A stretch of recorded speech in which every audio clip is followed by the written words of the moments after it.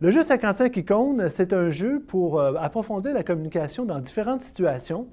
On peut dire aussi que c'est l'objectif principal, c'est la connaissance de soi par l'image. C'est d'utiliser des images, mais pas n'importe lesquelles, pour mieux se connaître. Ça, c'est le côté le plus facile, le plus simple.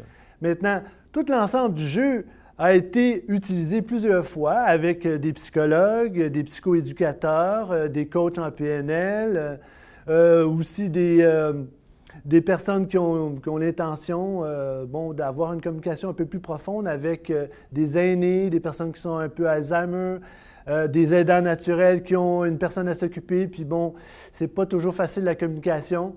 Alors, en utilisant le jeu 55 icônes, on dévoile son monde imaginaire et puis à partir de là, on peut dire toutes sortes de choses sur soi. On peut même parler à haute voix de nos préoccupations. Ça peut être même des préoccupations passées, ça peut être des projections futures, ça peut être des idéaux.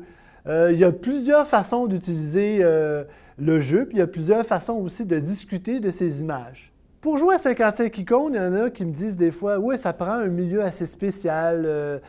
C'est un jeu qui va très rapidement dans une certaine profondeur. Alors, peut-être que, avec le soutien de professionnels de la santé, ça peut être beaucoup plus intéressant et puis ça prend une ambiance assez étoffée, etc. » Eh bien, effectivement, le jeu a été fait pour justement dépasser un peu cette obligation d'être peut-être dans une situation un petit peu intime avec un professionnel de la santé. Tout l'ensemble du jeu est fait pour partager avec ses collègues une problématique qui nous appartient. Ça peut être avec une certaine profondeur, comme j'ai dit tout à l'heure, peut-être un peu plus psychologique, mais ça peut être aussi avec d'autres types de profondeur. On en a tous beaucoup, hein?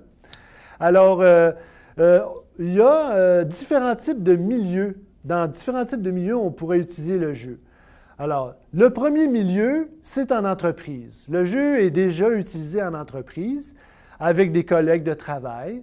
On peut aller avec des groupes de 2, de 8, de 16. On a même fait une fois avec un groupe de 110 personnes. Naturellement, ça se joue différemment avec 110 personnes qu'avec 5 personnes. Mais le milieu de l'entreprise se pose souvent beaucoup de questions. Puis bon, il y a des échanges, il y a la fameuse consolidation d'équipe qui se fait régulièrement. Alors, le milieu de l'entreprise est peut-être le milieu incubateur, si on peut dire, le meilleur pour le jeu. Par contre, il y a d'autres types de milieux comme le milieu hospitalier qui peut être très intéressant pour les aînés, les personnes qui sont dans des situations où ils vont rester à l'hôpital un peu plus longtemps. Avec un jeu comme le jeu 55 icônes, ils peuvent peut-être plus facilement rentrer en relation avec les infirmières, avec les préposés aux bénéficiaires.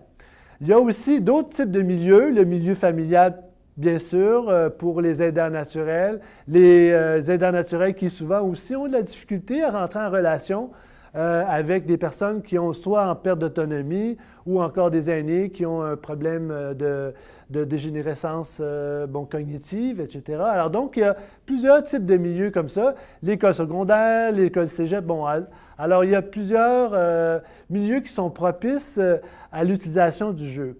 Mais il faut le dire, le jeu comprend un petit manuel pratique pour expliquer comment jouer avec le jeu.